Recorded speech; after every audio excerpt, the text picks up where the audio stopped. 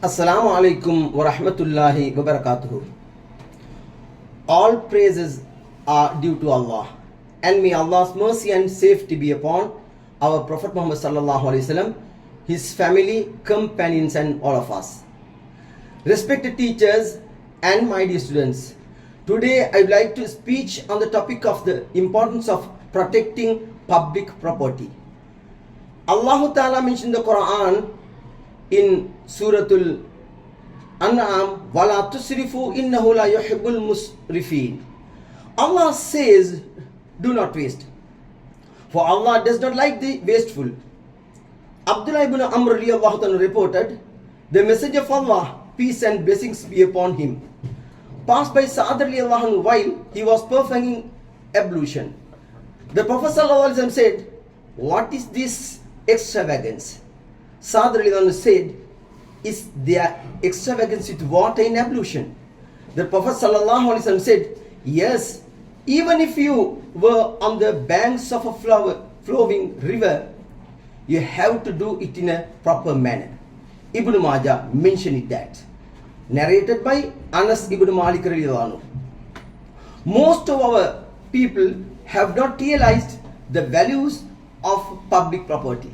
Misusing public property has become a defect of our nation and around the world. Public property is common property. We can consider anything common providing a service for the people as public property. A few examples for public properties are school, religious places, parks, libraries, roads, street lights, common taps, electricity pylons, telephone lines, and the bus service. In other words, it's everyone's property. People have the right to use public property, but at the same time, they also have a moral duty to look after them. It is sad to see some people use public property for our own comfort, but we would preserve them for the future. Therefore, we must create an awareness among the public on the good use of public property. Therefore, we have to always protect and keep in a very proper manner. Sometimes we see that street lights have not been switched off for days. Sometimes we see water taps for public use have been broken and water has been gushing for days. Sometimes the common problem we see everywhere is the garbage which is thrown on the road. Some seats of buses and trains are cut and damaged by irresponsible people. We would stop these things. People do not realize that these public facilities are paid for by all of us in the form of taxes and rates. No one can maintain these facilities and property alone. The society is dependent on public property. We all need to make use of them, and we all have a duty to preserve them for the next generation. So let's think about this deeply and make good use of public property.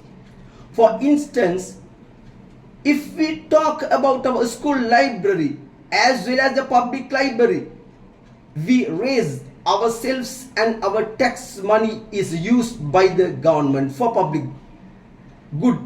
Some people, including our school children, are in the habit of tearing off the removing pages from library books or than their own books. Some people scribble filthy words on public walls. Some students cut the seats covers while traveling in buses and trains. We should protect public property because it has public ownership and is built for the public welfare. It is a part of the country's infrastructure and is collectively owned by the nation. This infrastructure is developed by the taxes collected and are symbolic of the country's development. Damage to this property leads to deficiency of amenities to the people of the nation and affects the country's progress. We, as responsible citizens, must realize that this property is for our own benefit and refrain from causing any damage to it. Therefore, protecting public property means saving our own money. Therefore, as good citizens, let us determine to protect public property of the country. Ya Allah, protect us from all calamities. Therefore, then we would be able to have a prosperous country in future. Alhamdulillah. Wassalamu alaikum.